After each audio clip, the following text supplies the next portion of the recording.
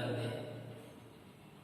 पाठ 5 प्रकरण नाना साहब की पुत्री मैना देवी को भस्म कर दिया गया। आज हम कक्षा 9 के हिंदी क्षितिज पाठ 5 पाठ का अध्ययन करेंगे।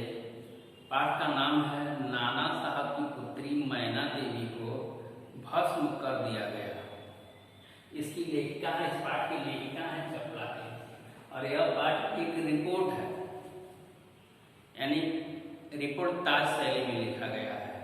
यानी यह पात्र एक जो है पत्रिका के रूप में चर्चित है और यह रिपोर्ट है, यानी समाचार पत्र इत्यादि जो है इस पाठ का शैली है।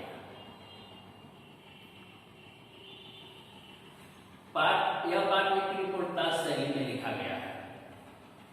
यह पाठ हिंदू पंच नामक पत्रिका के बलिदान अंक से लिया गया है। यह पाठ एक रिपोर्टाज शैली में लिखा गया है और यह पाठ हिंदू पंच नामक पत्रिका के बलिदान अंक से लिया गया है। हिंदू पंच नामक पत्रिका का प्रकाशन सन 1926 ईस्वी में कोलकाता में हुआ था। इसके लेखक ईश्वरी दत्त शर्मा थे। उन्होंने इस पत्रिका का संपादन किया। सन 1930 ईस्वी में एक बलिदान अंक निकला। इसी पत्रिका के द्वारा सन 1930 ईस्वी में एक बलिदान अंक निकला, जिसे अंग्रेज सरकार ने तत्काल जब्त कर लिया। समाचार पत्र के माध्यम से एक बलिदान अंक निकला, छपा, इसे अंग्रेज सरकार ने तत्काल ही जब्त कर लिया।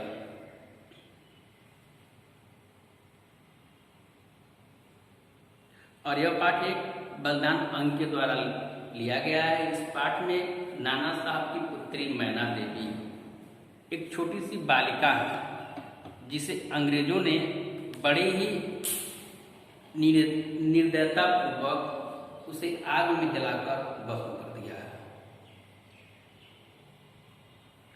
यह पाठ एक बलिदान अंक से लिया गया है। तो पढ़ते हैं इस पाठ का सारांश। पाठ का सार इस प्रकार है। लेखिका चपला देवी द्वारा रचित यह पाठ स्वतंत्रता संग्राम से संबंधित एक बलिदान गाथा है। लेखिका चपला द्वारा रचित यह पाठ स्वतंत्रता संग्राम से संबंधित एक बलिदान गाथा है। इस पाठ में नाना साहब की कम आयु की बेटी पर अंग्रेज शासकों का अत्याचार का वर्णन है, जिसे अंग्रेज शासक ने बड़े ही निर्दयता से आग में जलाकर मार डाला। 1857 की क्रांति के विद्रोही नेता नाना धुंधु पंत साहब जब कानपुर में असफल होने लगे तो वे अंग्रेजों के डर से वहां से दूसरे जगह या भागने का निश्चय किया। भागते समय वो अपनी पुत्री मैना को साथ न ले जा सके किसी कारणवश। मैना उस समय बहुत छोटी थी और वह अपने पिता के साथ बिठूर के महल में रहती थी। अंग्रेजों ने कानपुर के भीषण हत्याकांड करने के बाद नाना साहब की बिठूर का जो महल था उसे लूट लिए और तोप और गोले से नाना साहब का महल विध्वंस कर देने का निश्चय किया। अंग्रेजों ने नाना साहब के महल को लूट लिए और नाना साहब के महल को भी जला देने का निश्चय किया और तोड़ फोड़ कर देने का निश्चय किया। जब महल को उड़ाने के लिए अंग्रेज वहां पहुंचे, तभी महल के बरामदे से एक सुंदर बालिका आकर खड़ी हो गई। उसने अंग्रेजी सेनापति से अनुरोध किया कि इस महल को न उड़ाएं।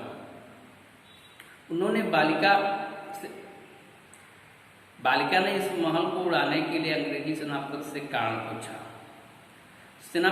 मैना ने सेनापति को अपना परिचय दिया और कहा कि मैं जानती हूं कि आप जनरल हे हैं। मैं आपकी पुत्री हूँ, मेरी सखी थी जिसकी मैं आपकी पुत्री हूँ और आपकी पुत्री मेरी सखी थी। मैना ने सेनापति हे से प्रश्न किया, पूछा, जिसकी मृत्यु पर मैं बहुत दुखी हूँ, उसकी वह मेरे घर आया जाया करती थी, मैं भी आपके घर जाया करती हूँ, शायद आप मुझे पहचान नहीं पा रहे हैं। मैना की बात सुनकर हे को पिछली सारी बातें याद आ गई। उनकी हृदय में दया उमड़ आई। उन्होंने कहा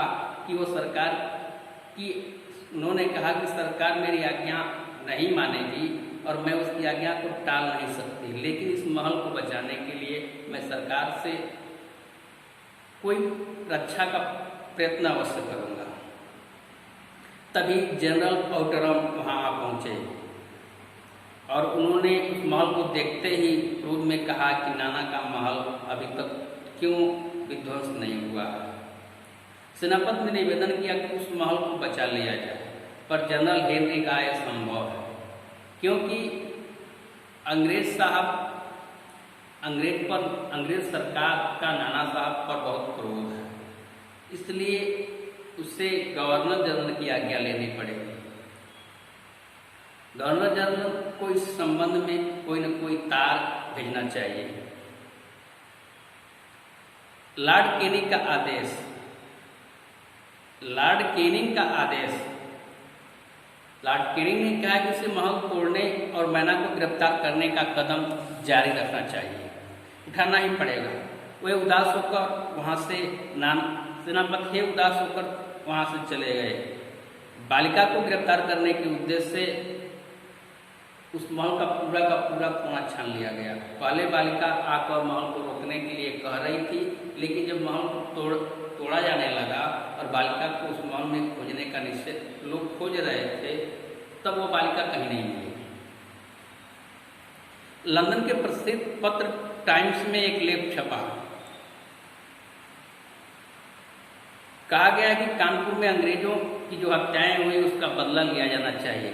नाना साहब पर दया दिखाने की बात नहीं है। सितंबर मास की आधी रात के समय एक छोटी सी बालिका नाना साहब के महल पर बैठकर रो रही थी। तभी जनरल आउटरम की सेना वहां पहुंची और उसे भनक लग गई। उसने बालिका को देखकर पहचान लिया और उसे पकड़ लिया, और वह कुछ बोल नहीं रही थी, केवल रोए ही जा रही थी। इस समय बालिका को अंग्रेज के सेनापति यानी जनरल आउटरम ने उससे पहचान लिया और एक बिना पल झपकाए उसे गिरफ्तार कर लिया गया। उसने बड़ी विनती की कि मुझे कुछ समय तक और रो लेने दीजिए, जी भर के रो लेने दीजिए, परंतु पत्थर तेल ने उसे रोने से भी इनकार कर दिया और उसे गिरफ्तार कर लिया गया। कुछ समय बाद महाराष्ट्र के एक समाचार पत्र बाखर में खबर छपा कि कल कानपुर के किले में नाना साहब की इकलौती पुत्री मैना देवी को धधकती आग में जलाकर अंग्रेजों ने भस्म कर दिया। इस भीषण लपटों के बीच जलती हुई उस देवी को सबने प्रणाम किया। अंग्रेज जो है उस मैना देवी को पकड़कर आग में जलाकर भस्म कर दिए। नाना साहब का जब महल विध्वंस कर दिया गया तो कुछ समय बाद एक बालिका वहाँ आकर रो रही थी। बालिका केवल रोई जा रही थी, वो नाना साहब की पुत्री मैना थी, जिसे अंग्रेजों ने पकड़ लिया और दूसरे दिन बाखर के समाचार पत्र में छपा कि नाना साहब की इकलौती पुत्री मैना देवी को अंग्रेजों ने बड़ी क्रूर और निर्दयता से जलाकर भस्म कर दिया। तो यह पाठ एक समाचार पत्र के माध्यम से रिपोर्टर शैली में लिखा गया है। इस पाठ का अंग बलिदान अंक है। सभी विद्यार्थी इस पाठ का सारांश याद करेंगे।